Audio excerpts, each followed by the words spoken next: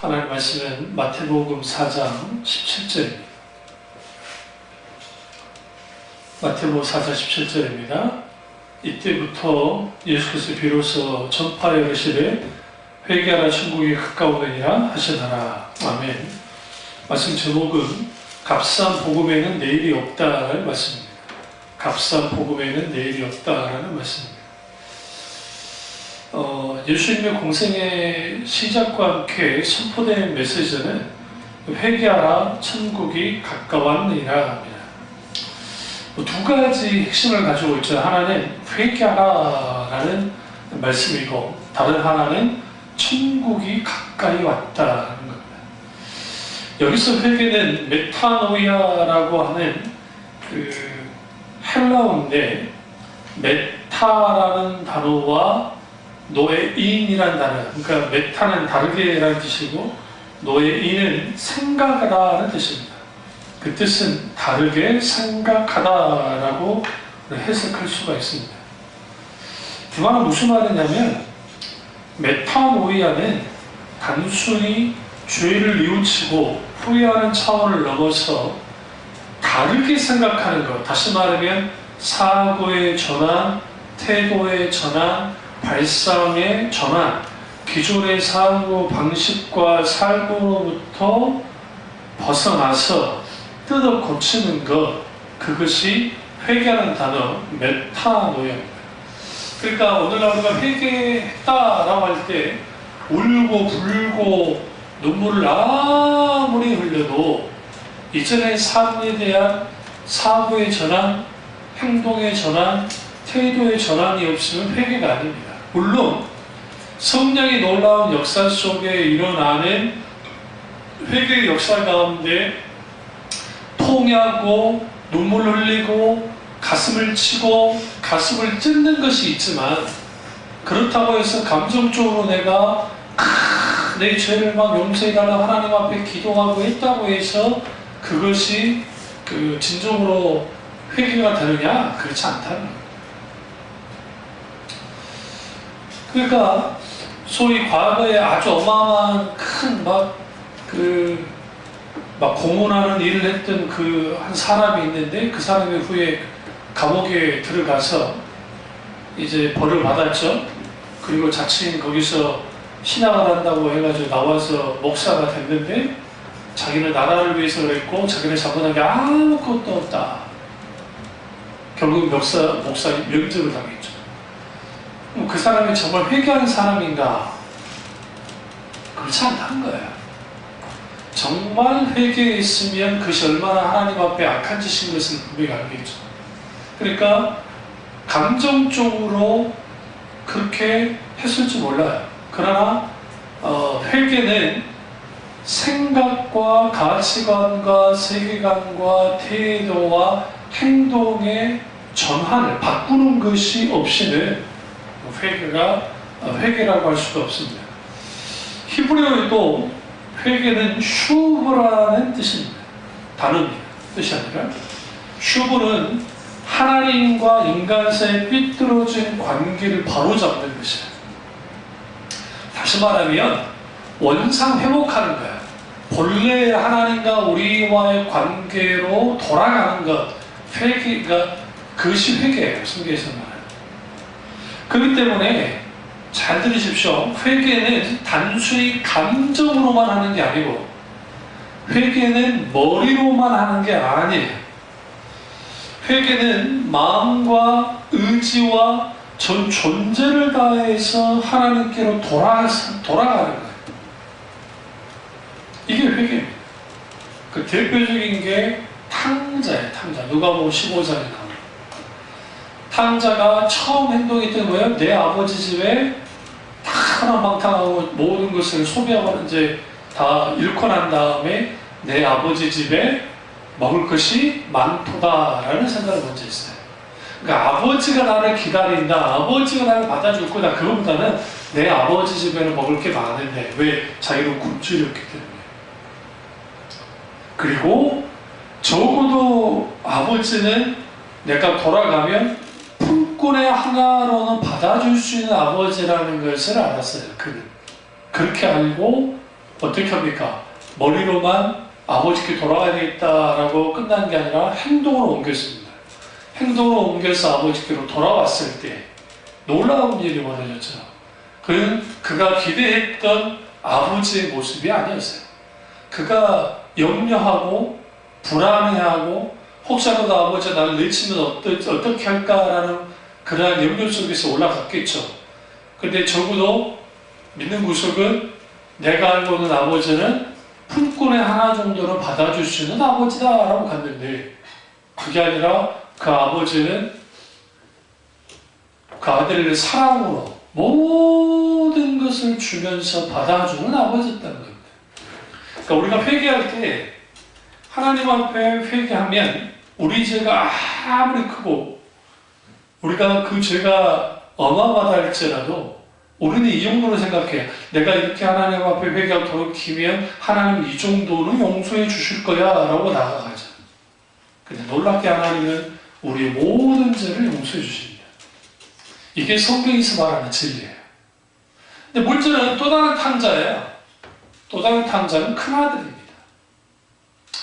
큰아들은 아버지와의 관계를 갖지 못했던 아들입니다. 다시 말하면 아버지와 친밀한 관계를 갖지 못했을 뿐만 아니라 아버지를 너무나 몰랐던 아들이에요. 그러니까 늘 불만 속에서 그냥 마지못해서 일하고 자기 자신을 위해서 일하면서 살았지 사실 아버지와의 사랑의 관계를 갖지 못했습니다. 이때 성경에 아버지가 큰아들을 향한 마음이 뭐였느냐? 내 것이 나의 것이 다 네 것이 아니냐라고 주님이 말씀합니다. 아버지가. 근데 큰아들은 이거 아버지 거야 라고 생각한 거예요. 자기 거라 생각하지 않고. 그러니까 실제로 자기 거기를 원했겠죠. 그러나 자기 허락도 없이 아버지가 허랑방탕한 둘째 아들에게 천추를 벌어줬단 말이에요. 이렇게 되면 기존에 자기가 갖고 있던 유산을 또 나눠야 되는 그러한 일이 벌어지니까 그 자신이 이걸 용납할 수가 없는 거예요. 이게 오늘날 적당한 자기의에 빠져 있고, 그러니까 자기의, 그리고 자기가 의롭다고 여기는 거예요. 그리고 또 자기 어떤 자기 소위 말하는 잘못된 선민의식에 빠져 있는 사람들이 하나님 앞에 마땅히 내가 회개해야 될 사람이라는 것을 뭐하는 거예요? 인식하지 않는 거예요. 그렇게 되어지면 놀라운 것은 뭐냐면 사도 바울 같은 사람은 성경의 인물 중에 예수님을 가장 가까이 닮았다고 하는 사람 중에 하나예요. 그러니까 예수님을. 그런데 놀라운 것은 그가 자기 자신을 향해서 뭐라고 말하느냐? 나는 죄인 중에 괴수다, 우두머리다 라고 할 만큼 하나님 앞에 자기가 죄인인 것을 인정해요. 반대로 율법주의 안에 소위 형식과 의식만을 추구하면서 살았던 진리도 없고 그렇다고 해서 생명도 없는 바리새인들은 자기들은 의로운 존재라고 생각했어요. 큰아들처럼. 그러니까 당연히 예수님이 회개하라 천국이 가까웠느니라 라고 하는 그 복음이 자기들과는 상관이 없는 거라고 생각한 거예요. 그러니까 그것은 세리들이나 창녀들이나 가난한 사람들이나 소위 말하는 영적인 걸음뱅이 같은 그런 사람들이 회개해야 될 것이고 자기들은 회개하지 않아도 된다고 생각한 거예요. 그것은 세리요한이 사역을 했을 때 요단강에서 회개의 세례를 줄 때 그때 수많은 바리새인들이 나옵니다. 근데 그들이 세례를 받으려고 한 것은 회개의 세례를 받으러 나온 게 아니라 자기들의 의로움의 준표로서 받기를 원했어요. 그러자 그가 분노합니다. 속으로 뭐랍니까? 이 돌들로 아브라함의 후손들 만들 거라고 해요. 그 말을 하죠. 그러니까 오늘날에 어떤 사람이 불행한 사람이냐? 적당한 의인의식을 가지고 자기는 신앙생활을 잘하고 있고 나는 별로 큰 문제가 없다고 생각하는 사람들, 그 사람들이야말로 아주 신앙의 뭐라고 합니까? 위험한 상태에 빠져 있어요. 문제는 오늘날에 너무나 많은 교회가 이렇게 적당한 의인의식과 그리고 소위 말하는 무사안일적인, 그러니까 소위 그들이 말하는 신앙의 안전지대를 만들어버렸단 말이에요. 그 신앙의 안전지대는 뭐냐면 교회 내 활동을 참 잘하면 그게 구역이든 헌금이든 그 다음에 예배이든 기도회의든 구역예배이든 셀 모임이든 뭐 어떤 것이든 그런 것이 열심히 다 잘하면 당신들의 신앙생활 참 잘하고 있습니다 라고 하는 안전지대를 만들어줘요. 그러니까 사람들이 거기에서 열심히 하는 사람들이 있고 몰입을 하죠. 근데 그렇게 못하는 사람들은 나는 신앙생활 제대로 하지 못하고 있어 라고 생각하고 의식과 형식을 잘하고 있으면 나는 신앙생활 잘하고 있어 라고 생각합니다. 근데 그들이 중심으로 하나님 앞에 예배를 드리고 있는지, 하나님과의 친밀한 교제가 삶 속에서 이루어지고 있는지, 그 예배 가운데 하나님의 임재와 그 성령의 기름 부음과 그 또 진리의 말씀의 그 놀라운 깨달음들, 말씀의 깨달음들, 이러한 것들이 우리 속에서 자연스럽게 성령의 조명과 성령의 역사 가운데 일어나지 않고 있으면 우리의 신앙식은 뭔가 문제가 있는 거예요.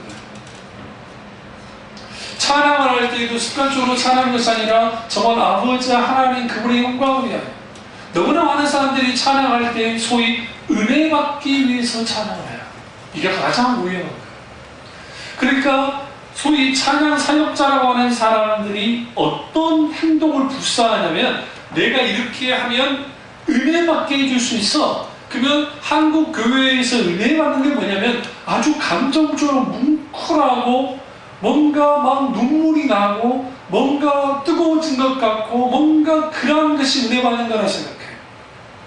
물론 성령의 역사하실 때 그런 역사가 나타나긴 합니다. 근데 문제는 뭐냐면 그 어떤 곡을 가지고 어떤 가사를 가지고 어떤 그 앞에서 인도하는 그 찬양 인도자의 제스처, 그 다음에 퍼포먼스, 그리고 멘트, 그 은혜로운 멘트, 그런 걸 날리면서 그 분위기를 확 하고, 그 다음에 감정 고조 속에 있게 될 때 그 과도한 그 몸짓과 그 거기에서 있게 되는 그 목소리 톤을 확 높여가지고 사람들을 막 끌어올리고. 그 누가 제일 잘해요? 세상 가수들이 최고로 잘해요. 가수들. 그러한 것이 공공연하게 교회 안에 들어와서 그렇게 행해지고 있다는 거예요. 왜 그럴까요? 은혜를 받게 해야 된다라고 하는 것을 가져요. 소위 말하는 은혜 찬양이라는 것이 있잖아요. 그래서 그 은혜스러운 찬양들을 묶어가지고 그걸로 계속 메들리처럼 찬양을 인도를 하는 거예요. 그럼 사람들이 거기서 한 20분, 30분 정도 그런 찬양을 계속 하다 보면 내 마음이 열려진 것 같은, 그리고 뭔가 은혜 받은 것 같은 그런 것이 되었어요. 그 모든 인위적인 작용들은 성령이 하시는 게 아니에요. 왜 저번길로가 악기 사용의 문제에 대해서 그렇게 문제를 제기하고 나왔냐면, 지금 그리스도 교회 교단도 두 개로 나눠지게 됐지만 한쪽은 악기파가, 하나는 무악기파가 있어요. 이단 아니에요. 이단 아닌데, 왜 무악기파가 나오게 된 배경이 뭐냐면, 물론 좀 극단적이긴 하지만 인간의 악기를 가지고 인간의 감정을 조종하면서 한 거, 그것까지도 배제하고 싶다는 거예요. 그러니까 하나님 앞에 나아갈 때는 내가 있는 그대로 그것을 가지고 나아가기를 원하는 거예요. 그게 악기 사용을 교회에서 금지하게 된 배경 중에 하나예요. 그래서 칼빈 목사님은 그래서 악기 사용에 있어서 좀 조심스럽고, 루터는 아주 개방적이었어요. 그러니까 조교교적 루터는. 그러니까 복음 가스펠 송이 나오게 된 배경은 루터의 영향을 받은 분들이 그쪽으로 쭉 오게 된 거예요. 그러니까 그것도 루터 장단점이 있어요. 루터는 그러니까 칼빈이나 츠벤겔이나 이분들은 그냥 단순율 찬양, 이걸 이제 그리고리 찬트라고 하는데, 카톨릭이 뭐 있죠. 단순율을 막 하는 비슷한 걸 주로 추구했다고 한다면, 루터는 그 무슨 상관이야? 하나님 앞에 찬양할 때 다양한 곡을 하면 뭔 상관이 있느냐? 본인도 작사 작곡을 했고. 그러니까 이게 옳다 그르다는 측면보다는 루터는 그거예요. 이 세상에 어둠 만물이 있는 하나님을 앞에 마음껏 찬양하자는 거야. 뭐 인위적으로 조종하자는 게 아니라 하나님 앞에 영광을 드리자는 거죠. 그리고 칼빈이나 찌분기를 이분들은 하나님의 합당한 영광에 맞는 찬양을 올려드리자. 그러기 위해서는 세상과 좀 다르게 해야 하지 않겠느냐? 아니야. 그걸로 나온 거죠. 둘 다 뭐 오르다 그러다는 표현은 없어요. 근데 문제는 뭐냐면 오늘날의 너무나 많은 교회가 찬양의 수단이 된 거예요. 예배를 위한 수단, 은혜를 받기 위한 수단이 되어버린 거예요. 그러니까 찬양을 인도하는 사람들이 콘티를 짤 때, 찬양곡을 짤 때 어떻게 은혜스러운 찬양을 배치를 시켜서 어떻게 할까를 다 계산하고 하는 거예요. 그게 무조건 틀렸다는 건 아니에요. 중요한 건 뭐냐면 오늘 성령께서, 오늘 하나님께서 어떤 찬양을 받기를 원하시는지에 대한 진지한 고민과 함께 하나님 앞 충분히 기도하고 성령의 인도를 따라서 준비를 하면서 하면 괜찮지만 그게 아닌 문제가 되는 거예요. 그리고 더더군다나 예배 속에서는 어떤 특정한 사람이 드러나면 안 되고 오직 성령께서 드러나도록 해야 된다는 거예요.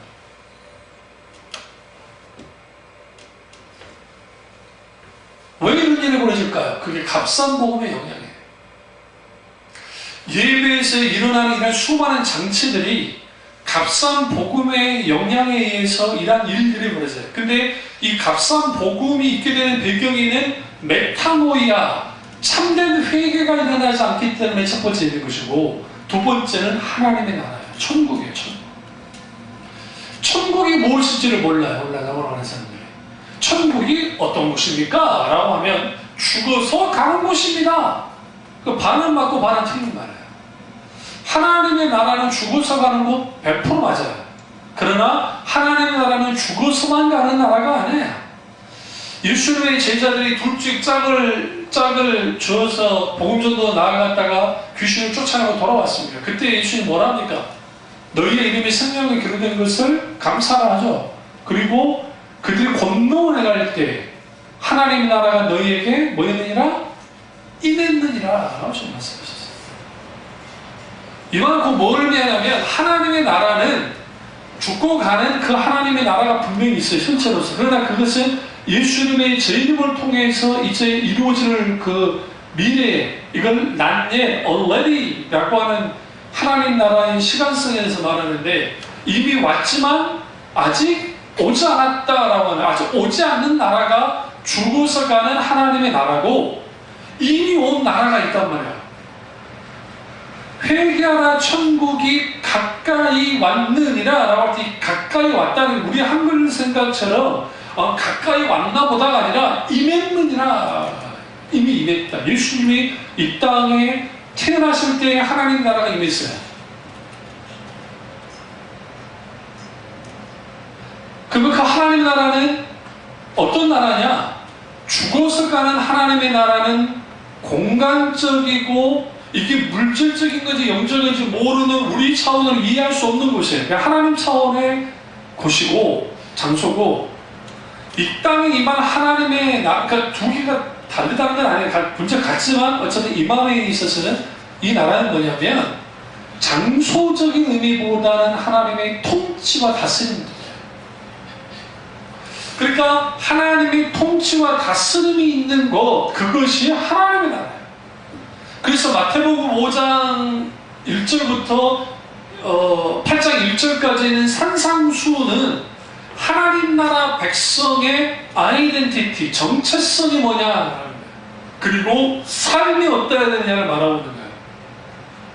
하나님의 나라에 의한 삶을 살아야 된다는 거예요. 그런데 오늘날 값싼 복음이 뭘 강조하지 않냐면 죽고 난 다음에 천국 가는 것에 대한 과거에 비해서는 강조하지 않지만 어쨌든 간다는 말은 해요. 문제는 뭐냐면 오늘날 우리의 삶 속에서 살아야 될 그 하나님의 나라에 대한 강조가 거의 전부예요. 없어요. 그게 뭔지도 몰라요. 천국? 죽고 난 다음에 가는 거 아니야? 우리 말에는 천국이라고 되어 있는데요.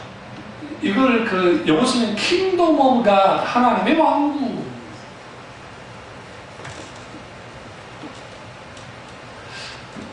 근데 우리 우리가 이 하나님의 나라가, 여기서 나라는 파루시아라는 헬라어가 쓰이는데 왕국의 뜻이에요. 근데 그 하나님의 왕국이, 하나님의 나라가 우리 가운데 우리가 죽기 전에 먼저 하나님의 나라를 경험하기를 원하죠.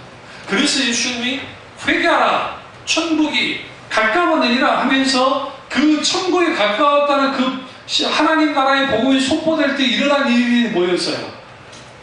묶인 자가 자유하게 됐잖아요. 귀신에 속박당한 자들이 귀신을 쫓겨남을 당하고, 가난하고 억압받고 고통받은 자들이 심령의 자유를 누리기 시작했고, 그리고 병든 자들이 고침을 받기 시작했고, 눌린 자들이, 억압된 자들이 어떻게 했어요? 그 올무로부터, 죄의 사슬로부터 벗어나는, 자유케 되어지는 그런 놀라운 역사가 나타나서, 그게 하나님의 나라가 임하는 그 역사예요.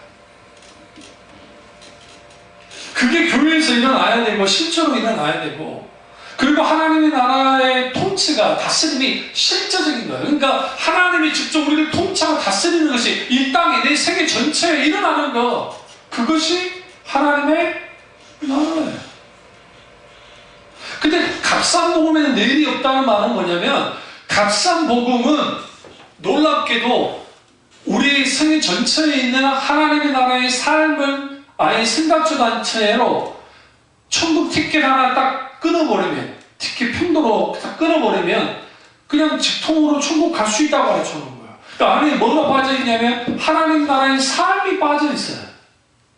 하나님 나라의 백성이, 정체성이 빠져있어요. 그러니까 당신 왜 예수 믿습니까? 천국 가기 위해서 예수 믿습니다 라는 것은 반은 맞고 또 반은 틀릴 수 있다는 거예요. 아주 중요한 거예요. 우리는 천국 가기 위해서 예수 믿어요. 저 부인하는 거 아니에요. 그리고 실제로 그래 해요. 그럼에도 불구하고 성경에서는 왜 우리가 예수를 믿는가? 왜 우리가 예수를 믿는 것인가? 왜 우리는 믿어봐야 하는가? 하나님의 영광을 위해서. 결국은 하나님의 영광을 위해서. 그 하나님의 영광을 위해서 우리가 그분을 섬기고 사랑하고 나아갈 때 유업으로서 천국을 주시는 거예요. 다시 말하면 가나안 땅이 목적지가 아니에요. 사실은 광야 이스라엘 백성들에 있어서는 하나님이 원하는 것은 뭐였냐면, 너희는 내 백성이 되고 나는 너희 하나님 되기를 원한다고 계속 레위기에서 말했어요. 그런데 가나안 백성들은, 광야 이스라엘 백성들은 가나안이 목적지가 된 거예요. 가나안은 하나님이 아브라함에게 유업으로 준 것이니까 아주 중요한 곳이지만, 하나님이 원하는 것은 그들과 함께 뭐 하는 거예요? 그러니까 그들의 하나님이 그들의 주인이 되시고 왕이 되셔서 하나님이 통치하면서 하나님의 백성으로 살아가기를 원하는 곳일 뿐이었어요. 그 가나안 땅이 중요한 게 아니라 하나님과 함께하는 게 더 중요했단 말이에요. 오늘날 많은 사람들이 예수를 믿을 때 천국이 중요하다는 거예요. 천국이 중요해요. 그런데 그 천국이 왜 중요합니까? 하나님이 함께 하시니까 중요한 거죠. 하나님을 빼버린 천국이라고 한다면 그건 천국이 아니에요. 절대로. 그러니까 왜 천국 가고 싶습니까? 천국에는 슬픔도 없고, 말 그대로 계시록에 보면 눈물도 없고, 고통도 없고, 질병도 없고, 죽음도 없으니까요. 맞아요. 그런데 계시록에서 말하는 그 천국이 그렇게 된 이유가 뭐예요? 하나님의 직접적인 통치가 있기 때문에. 거기는 제사장이 필요 없어요. 거기는 목사도 필요 없어요. 영원히 하나님, 삼위일체 하나님이 다스리는 곳, 하나님의 영광이 영원토록 머무는 곳, 그 하나님의 영광을 기뻐하고 영원토록 그분을 즐거워하는 것을 누리는 사람들이 천국 백성들입니다.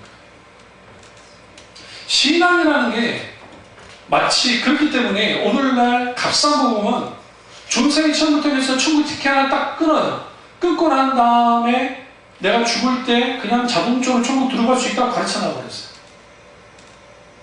그러니까 어떤 행동까지 하냐면 이제 갓 예수 믿고 했는데 예배 시간에 이렇게 세워가지고 소위 신앙교육을 시켜난 다음에 당신이 이제 예수를 믿었기 때문에, 당신이 이제 입으로 시인했기 때문에, 당신이 이제 구원 받았습니다 하고 선언해버려요. 도대체 그 목사가 누구길래 자기가 뭔데 구원을 선포합니까? 구원은 구원받았음에 대한 모든 권한은 하나님께만 있어요.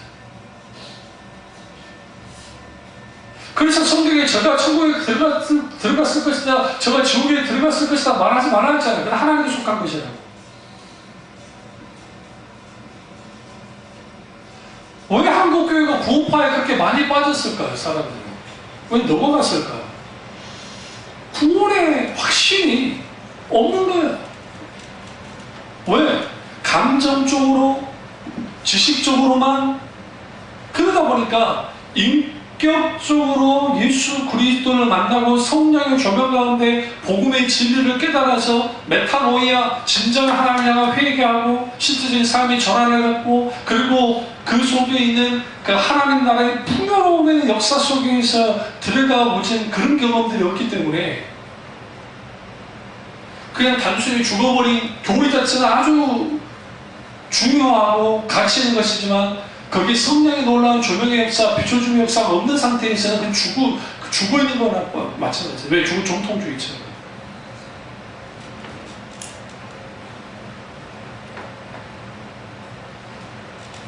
사도행전 2장 38절에 보면 베드로가 이르되 너희가 회개하여 각각 예수 그리스도 이름으로 세례를 받고 죄 사함을 하라. 그리하면 성령을 선물로 받으리니. 그러니까 복음의 핵심은 회개, 메타노이아, 히브리어로 슈브, 하나님과 올바른 관계 회복. 이게 없이는 복음은 어떠한 의미도 없어요.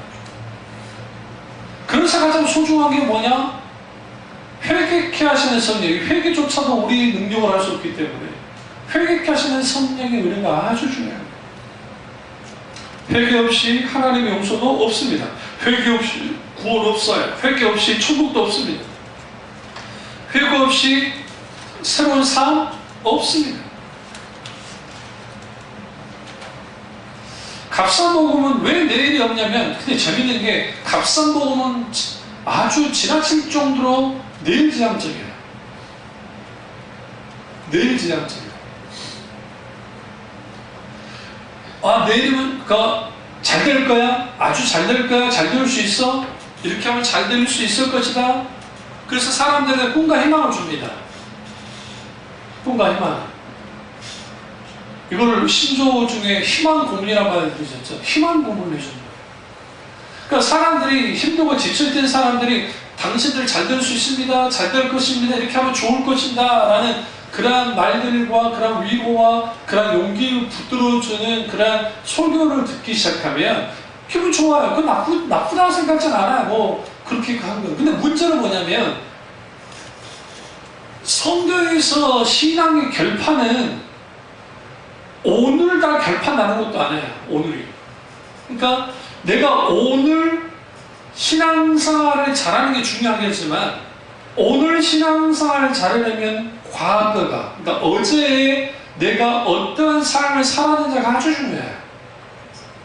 그래서 성경에 하나님께서 의도적으로 영적인 기념비들을 요단강을 건널 때 돌을 취해 12손을 취해서 기념비를 세우게 하고, 그리고 땅에다가 하나님 이름을 막 붙이잖아요.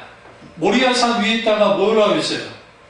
여호와 이레라고 하는 그 땅의 이름이 여호와 이레라고 그러잖아요. 그러니까 그 여호와 이레, 그러면 아브라함의 후손들이 모리아산에 있던 이삭을 바치려고 했던, 아브라함이 바치려고 했던 그 땅의 여호와 이레죠. 그러면 그 여호와 이레 하나님을 기념하는 거, 기억하는 거예요.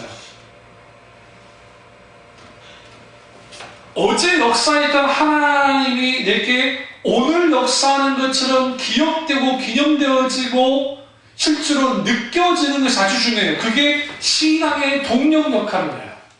그리고 성령의 현재와의 역사라는 게 있는데, 그게 뭐냐면 성령께서 강력하게 역사하기 시작하면 내가 말씀을 읽다가도 그것이 내 삶 속에 실제로 역사되어진 것처럼 경험하기 시작하고 내 기도든 어떠한 것이든 믿음으로 마찬가지예요. 믿음으로 내가 아직 이루어지지 않았지만 성령의 확신 속에서 주시는 확신 속에서 그것이 이미 이루어진 것으로 여겨지는 그런 성령의 현재와의 역사가 우리 가운데 일어나기 시작하면 단순히 우리가 미래 지향이라고 할 때 미래 지향이라는 것은 더 나은 삶, 더 나은 일들, 더 나은 성공, 더 나은 어떤 것이 있을지 모르지만 이 신앙의 본질 속에 있는 신앙의 미래 지향이라는 것은 뭘 향하느냐면 아버지의 뜻이 이루어지는 거야. 행동, 그러니까 모든 것이 하나님의 뜻이 이루어지는 거야. 예수님이 주기도에도 마찬가지고 아버지의 뜻이 이 땅에 이루어진 것 같이 하늘에서 해준 이 땅에서도 이루어지게 해달라고. 그게 신앙의 지향성이에요. 그렇게 지향이 나가야 돼. 그런데 오늘날 그거죠. 그럴듯한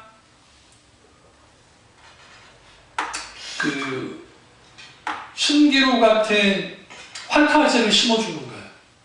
신앙이. 그러니까 이런 신앙 공식대로 하면 당신은 문제를 해결을 받을 수 있습니다. 라고 하는. 예수님의 삶을 쭉 들여다보면 예수님의 관심은 예수님이 왔던 수많은 문제를 갖고 있는 사람들의 문제에 관심이 있던 것보다는 예수님의 관심은 그 사람들에게 관심이 있었어요. 결국은 사람 살리는 거예요. 사람 살리는 것의 가장 핵심은 구원이에요. salvation. 근데 구원하셨다라는 표현 속에는 힐링이라고 하는, 이걸 치유라는 표현을 쓰잖아요. 치유라고 하는 하나님의 놀라운 치유함의 역사가 일어날 때 그것이 그들의 영혼 구원까지 연결이 되어 있었다. 주님이 원하는 것이. 그러나 그 당시의 사람들 중에서도 병치유를 받았지만 여전히 예수님께 떠나버렸던 사람들이 있었고, 결국은 인생의 과제를 해결하는 것은 어떤 문제, 이 문제 해결하고 저 문제 해결하고 저 문제 해결했다고 해서 인생의 과제가 해결되는 것이 아니라 결국 그 사람 자체가 하나님께 붙잡혀야 돼. 붙들려야 돼. 그래야 어떠한 문제라는 상황이 흔들리는 인생이 되지 않는 거예요. 그게 복음이 주는 역사야. 복음의 역사예요. 그러니까 예수님의 제자들이 오순절 성령 강림 이후에 말씀에 붙잡히고 성령에 붙잡혔을 때에 그들의 모든 게 바뀌었어요. 완전히 달라졌어요. 이제는 더 이상 환경과 문제가 그들을 흔들 수가 없었어요. 그 이유는 그들이 뭐가 달라졌기 때문이 아니에요. 분명한 것은 메타노이아, 하나님의 나라. 이것이 그들에게 실질적인 것이 없고, 그리고 그것이 실제로 그들의 삶 속에서 실제로 그들의 삶 전체를 지배하고 그들의 지향성이 하나님의 뜻을 이루는 하나님 나라의 실질적인 이 땅이 이루어졌기 때문에 하나님 나라가 확장되어지고 하나님 나라가 이 땅에 이루어지는 그 아버지 하나님의 뜻이 나의 뜻이 되어져서 그것이 실제로 이루어지는 것이 그들에게 삶의 목적이자 이유이자 모든 것이었기 때문에 그것을 가지고 나아가기 시작할 때에 그게 하나님의 놀라운 역사하심에 함께 있다는 거예요. 그게 오늘날의 교회가 돼요. 그걸 잃어버린 거예요. 그러면 갑상복음에는 무엇이 없냐면 제자라는 게 없어요. 제자. 이게 문제예요. 제자라는 게 없어요.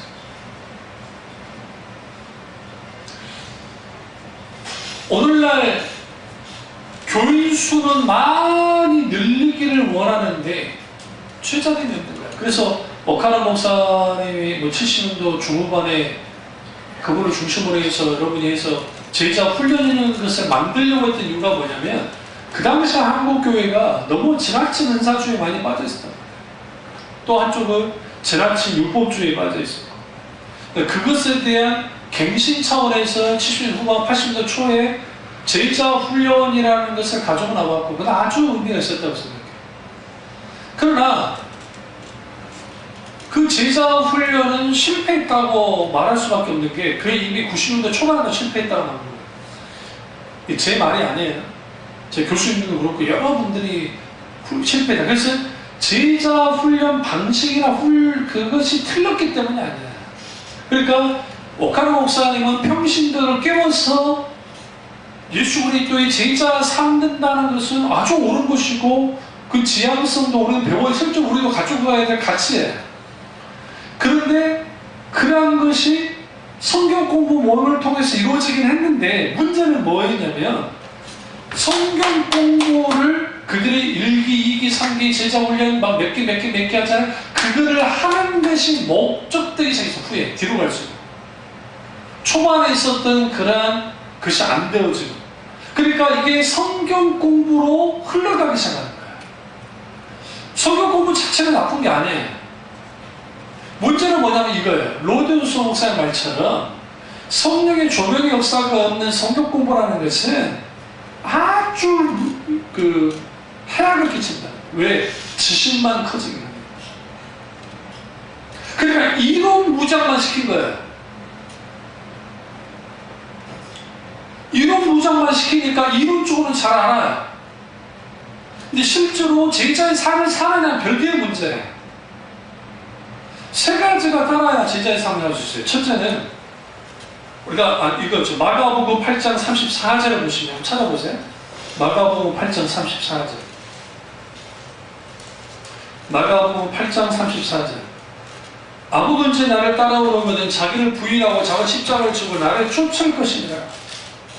여기서 나를 따라오려거든 이라는 게 follow me잖아요. 예수님을 따라오려면 나를 따라와 할 때 따라온다라는 것은 제자라는 뜻이에요. 그래서 follower 제자예요. 제자인데 그 제자에는 세 가지가 조건이 충족돼야 돼요. 첫째는 자기를 부인해야 돼요.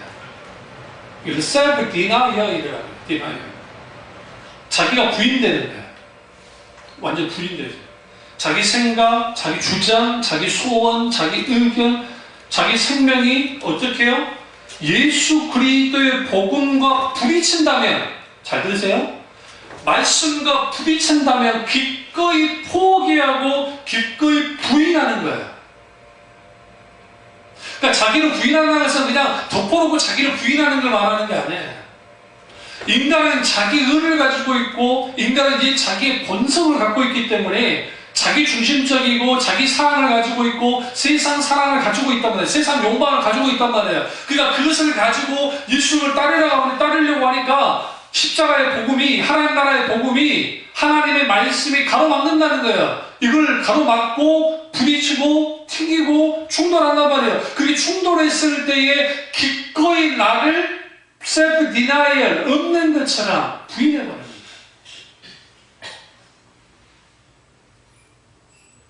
다시 말하면 내가 나 자신을 향해서 반대할 수 있게 되는 거예요. 이게 자기를 부인하는 거예요. 자기 자신에게 반대하는 거야. 나는 너에게, 내 자신에게 반대해. 왜? 복음이 맡고 있기 때문에. 뭐가? 말씀이 맡고 있기 때문에. 그게 self denial, 자기를 부인하는 거예요. 제자됨에 있어서 첫 번째 조건이 이거예요. 그러니까 자기의 잘못된 가치관, 자기의 잘못된 생각, 이러한 것들이 산산이 무너지고 부서지는 그런 일련의 일들이 일어나지 않고서는 제자가 되지 않아요. 자기를 부인한다는 속에는 마음에서 이루어지는 신앙 결단과 결심을 포함합니다. 다시 말하면 내 자신을 철저히 부인하겠다고 하는 자세와 결단이 있어야 제자가 될 수 있어요. 근데 중요한 것은 마가복음 8장 34절 예수님이 이 말씀하실 때 예수님의 제자들이 예수님의 제자된 지 얼마 되지 않을 때였어요. 그러니까 이걸 갖다가 이제 후에 어떤 식으로 해석을 하냐면 이거는 믿음이 좋고 그리고 영적으로 좀 성숙한 사람들이 자기를 부인하고 자기 십자가를 지고 예수를 따르는 것이야 라고 핑계대는 무리가 있고, 또 하나는 이거는 평신도와 상관없이 누구만, 목회자들, 뭔가 중직자들에게만 상관이 있는 것이다 라고 있단 말이에요. 실제로 그런가요?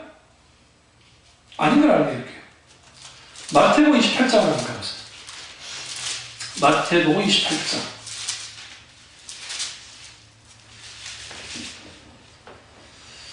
28장 18절에서 쭉 보시면, 예수께서 나와 말씀하여 이르시되 하늘과 땅의 모든 것을 너희에게 주셨으니 그러므로 너희는 가서 모든 민족을 뭐로 삼아? 제자로 삼아 아버지와 아들과 성령 이름으로 세례를 베풀고. 이게 무슨 말이에요? 모든 민족을 제자로 삼아. 민족을 제자로 삼아야 될 사람들이 당연히 예수님이 이 땅에 오셔서 십자가에서 죽으신 것은 우리를 단순히 교인되라고 주님이 십자가에 죽으신 게 아니라 제자되라고 십자가에 죽으신 거예요. 제자와 훈련 공감한다니까요. 그러나 그치 성경 공부로 끝나고 그랬던 이유는 뭐냐면 공부, 성경 공부, 말씀이 이론했어요. 근데 그게 성령의 역사하심이, 성령의 논란 크게 없었어요. 이론으로 끝나가는 거죠. 그게 지금 그 교회의 모습인 거예요, 지금 그게. 그러니까 원조이고 뭔가 괜찮아졌으니까, 뭔가 그럴듯했으니까 거기에 사람들이 많이 몰려왔고 대단한 일들이 이루어지긴 했지만, 사실상 그 교회가 만약에 진정으로 제자 훈련에 실제 하나님 나라의 역사가 있었다면 한국교회는 지금같지 않았겠죠. 그렇다고 그 교회 하나만 가지고 막 뭘 할 것도 아니에요. 오늘 우리 모두의 과정이기 때문에. 두 번째는 자기 십자가를 짊어지는 거예요. 이 십자가에 짊어진다는 표현이 재밌는 표현이에요. 짊어진다. 이게 뭐예요? 실천적인 행동을 뜻해요. 자기 생각과 주장과 의견과 소원을 실질적으로 부인하는 결과로 나타나는 행동이 나와야 돼요. 말로만 나는 그렇게 하지 않겠습니다. 아니요, 실제로 행동이 나와야 돼요. 무엇을 위해서 자기를 부인하는가요? 십자가의 복음을 위해서, 그리스도의 복음을 위해서 자기 자신을 부인하는 결과로서 나타나는 구체적인 행동. 그게 뭡니까? 옛 본성적인 옛 사람을 벗어버리고 새 사람을 입게 되어지는 모든 의지적인 행동들. 그게 뭐예요? 십자가를 짊어지는. 이걸 잘못 해석해가지고 자식 새끼들이 속을 시키니까 저 자식 새끼야 내 십자가야. 내가 물질적으로 힘들게 있으니까 나 물질의 십자가를 졌어. 그런 식의 십자가가 도대체 어디 있냐고요, 성경에. 한국교회 설교에 이게 만연해요. 건강 이상의 건강의 십자가를 졌다느니 그 십자가와 이 십자가는 전혀 달라요. 자기 자신의 십자가는 뭐냐면 십자가의 복음 앞에 걸려지는 모든 것들을 부인하고 나타나는 행동이에요. 그래서 예수님의 제자들이 목숨을 아끼지 않고 자기를 부인하고 구체적으로 자기 십자가를 지는 것까지 갔어요. 사역을 통해서, 삶 속에서 하나님 나라 확장을 위하여, 하나님 그분의 영광을 위하여, 기타 등등 어떤 것들, 그 하나님과 관련된 그 정말 진정한 그분을 위해서.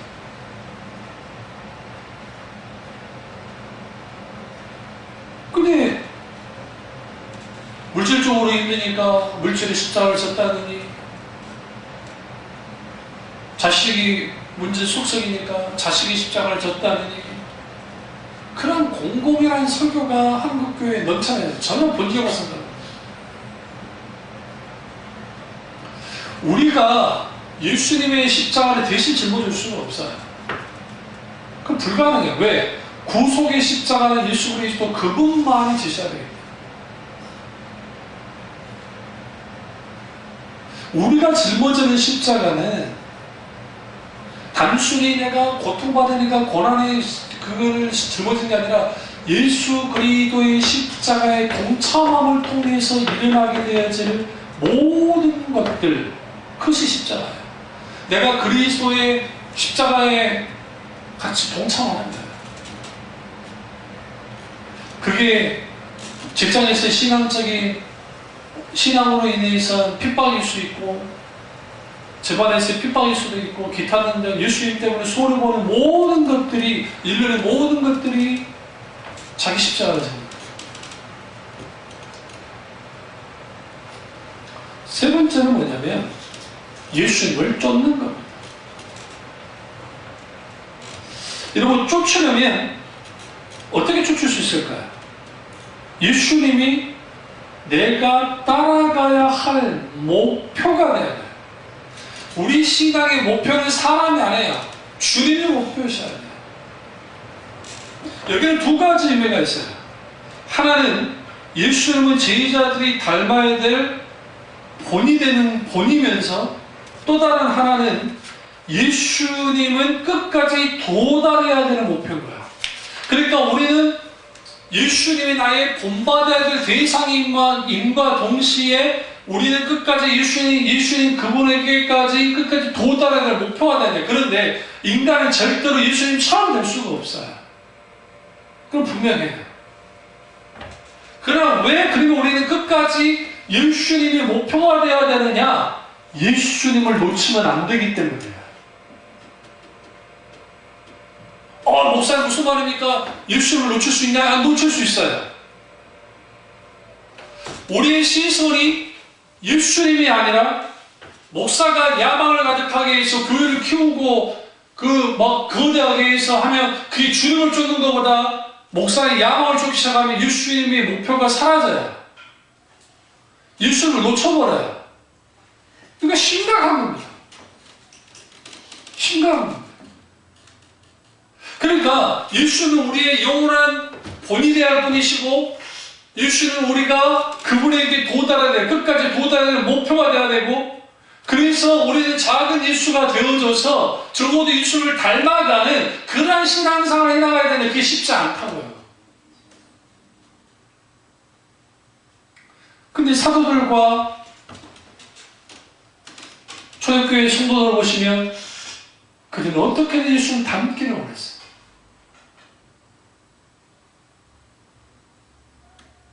우리가 예수 닮기를 원해야 되는데 왜? 그분이 나의 유일한 이유이자 목적이자 목표가 되기 때문에. 여기 필요한 게 뭐야? 예수를 따라가는 거야. 우리가 너무나 잘 아는 이 눈먼 여리고 예수님을 지나가실 때 바디메오가 하나님 아들 예수여 날 불쌍히 여기소서라고 막 고래고래 소리 질렀잖아요. 그때 성경에 다 사람들이 그냥 예수님이 그의 눈을 고치셨다는 데만 집중하는데 그러면 안 돼요. 바디메오가 예수님의 마지막 제자. 그럼 어떻게 하셨느냐? 다 고쳤잖아요. 예수 십자가 지시로 이제 예루살렘 올라가는 거예요. 여리고에서 성경에 뭐라고 하느냐? 바디메오가 예수님을 따르더라라고 했어요. 따랐다고요, 예수님. 그게 제자예요. 그럼 모르고 따랐겠죠. 자기를 구원해 주셨던 예수님이 십자가에 죽을 줄 모르고 따랐으면 모르죠. 혹자는 그 말을 해요. 마지막 예수님이 십자가 지고 올라가다 쓰러졌을 때 그걸 짊어졌던 사람 있죠? 그 사람 이후에 제자였다. 물론 그 이후에 자기 자식들이 초대교회 주도 멤버가 되니까 그럴 수는 있지만 성경에서 실제 기록된 것은 따랐다는 그 표현 속에서 바디메오에서 가장 소중한 게 뭐냐면 눈 뜬 거 가장 소중하죠. 문제 해결했잖아요. 그러나 그에게서 가장 더 소중한 것은 예수를 따른 거예요. 그게 제자예요, 제자. 자기가 요르고성은 자기 터전이자 자기 생애의 전체가 있는 곳에서 이제는 예루살렘으로 예수님 그분을 같이 따라갔단 말이에요. 그 따랐다는 그 표현 속에서 예수 제자됨이 어떤 것을 알 수 있어요? 못 따릅니까? 갑상먹으면은 내일이 없어요. 그렇기 때문에 방향이 이미 반대의 방향으로 있기 때문에 그렇습니다. 운동선수들이 아무리 운동을 잘해도 목표 지점을 도달하지 않고 다른 길로 가보면 아무 의미 없어요. 다음 주에 그러면 갑상모험 중에 어떤 것들이 도대체 내일이 없느냐 그걸 좀 다루도록 하겠습니다. 기도하겠습니다. 기도하실 때 오늘 말씀이 나의 말씀, 우리 말씀